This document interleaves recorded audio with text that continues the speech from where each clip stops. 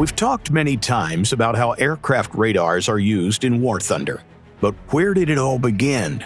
What path did airborne detection systems take to become one of the most important elements of modern combat aviation?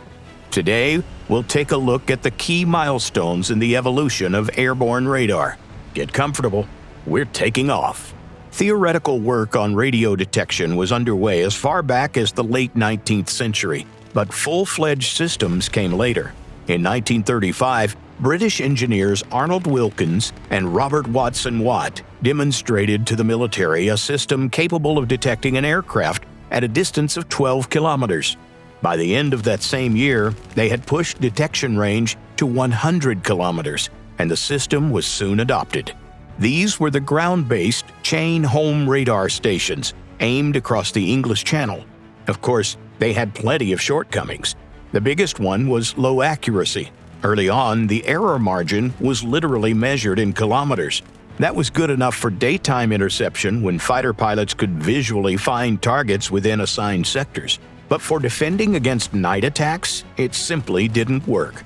The most obvious solution was to put radars directly on aircraft. The first airborne radars came with major drawbacks: very limited range, bulky antennas sticking out into the airflow and hurting aerodynamics, and a need for additional guidance information from ground systems. But despite all that, the goal was achieved. Night interceptions became possible. At first, airborne radars appeared only on British aircraft, and by the middle of the war, the Germans had them too. In 1940, airborne radar took another step forward with the arrival of parabolic dish sets. Operating in the centimeter band, they could detect targets at longer ranges. The new antenna type also allowed the radar to be hidden under a nose radome, preserving aerodynamics. These systems remained common on night fighters and all-weather strike aircraft even after the war. For a long time, a major problem for radar in general was heavy clutter. For example, returns from the ground or interference from bad weather. To find targets in more difficult conditions, designers developed pulse Doppler radars, capable of filtering out echoes from objects moving below a certain velocity threshold. These radars first appeared on ships and later spread into aviation. Parabolic antennas were eventually replaced by flat slotted array systems.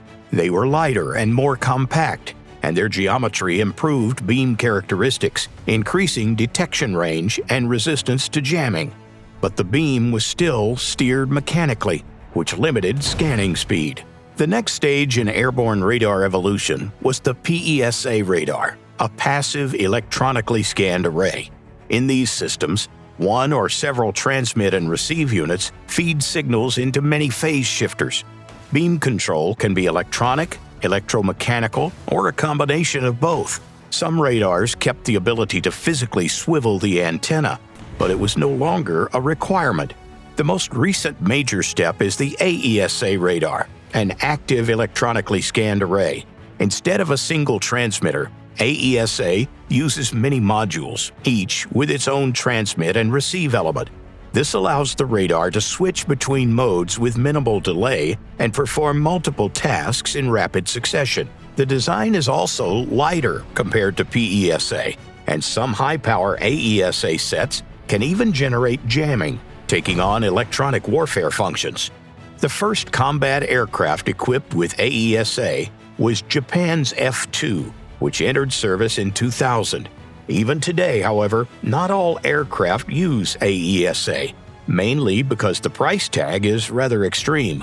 Tell us in the comments what you think detection systems will look like in the future. Keep an eye on those radar pings, and don't forget your tinfoil hat.